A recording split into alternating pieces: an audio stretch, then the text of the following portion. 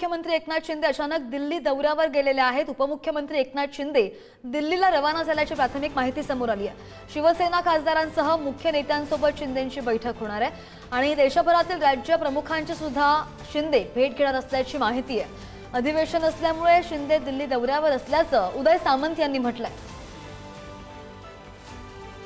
एकनाथ शिंदे साहेबांची आता भेट घेतली, कारण आम्ही यायला आणि ते दिल्लीला जायला हा योगायोग त्या ठिकाणी होता आणि म्हणून आम्ही भेट घेतली। पण जे काय वातावरण आम्ही तिथंच आता बसल्या बघत होतो की शिंदे साहेब दिल्लीला का चालले, नक्की कारण काय।